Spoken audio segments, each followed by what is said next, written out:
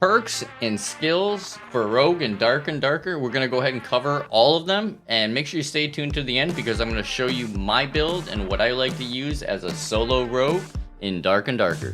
Alright, so one of the first skills we're going to go ahead and cover is Ambush. Ambush is actually pretty good. The first attack within 3 seconds after you break your stealth does 50% additional damage.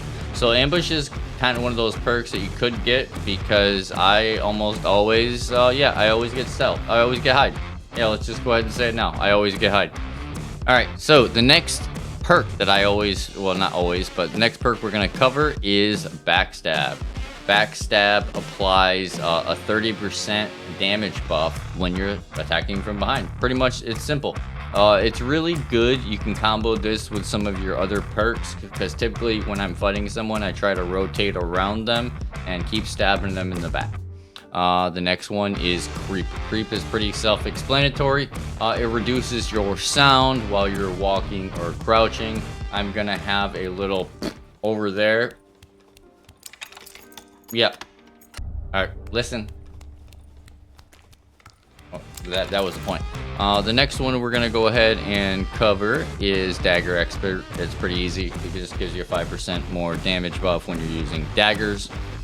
Hidden Pockets is kind of, useless. I don't really ever get this one.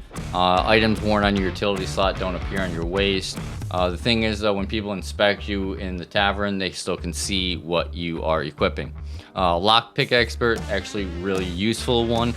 Makes it so you don't have to have lockpicks and you can pretty much pick any door or chest. Pickpocket, this one is pretty much useless. Don't ever get this one. It is completely useless. I'm gonna have a clip right here.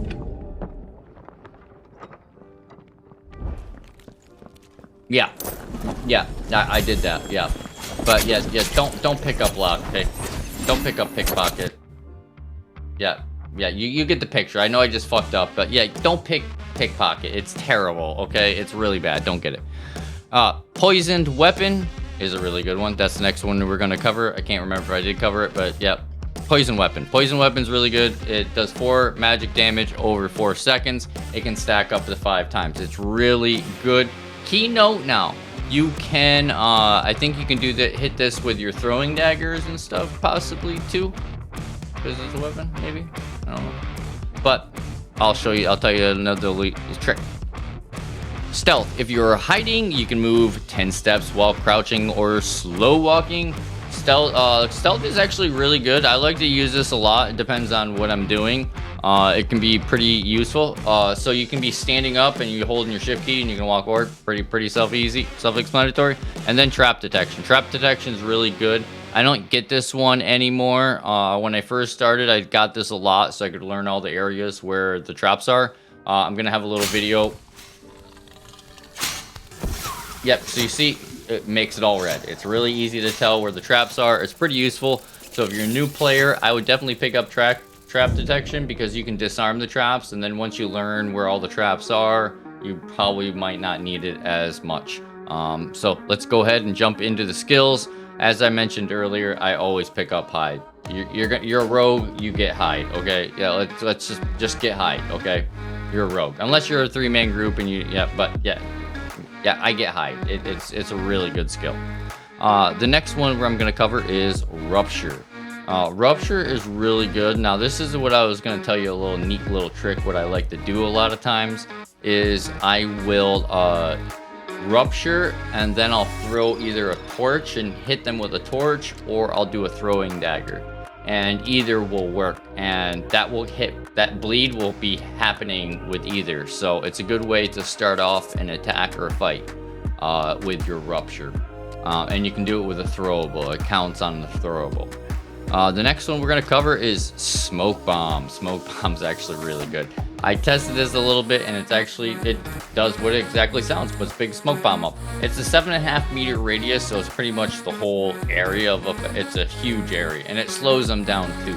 So, if you're going to be running into 3-mans a lot, if you're running into, you're PvEing, you might want to pick this up instead of a Rupture. If you're not going to be killing a lot of shit, you might want to get a smoke bomb, because this will allow you to live. You can throw a smoke bomb down, retreat, hide, and then be gone, Very good skill. Last one we're going to cover is Weakpoint Attack. Weakpoint Attack is actually pretty good. You could combo this with some of your other perks. You know, you could do an ambush, backstab, and a Weakpoint Attack, and you're going to be laying out some damage. Now, I don't know if there is a like physical cap on what your damage can surpass, like your additional weapon damage. But you definitely hit like a truck if you're hitting with all three of the. If you have all three of these, you're hitting pretty hard. But you are very, very, you know, squishy. But other than that, guys, that is it. I'm gonna go over and show you what skills and stuff I pick when I'm a solo rogue. I always pick that up. I usually get Rupture. I get my I don't get that one. I get my Lockpick, Poison Weapon. And then my creep, and then where's my pickpockets?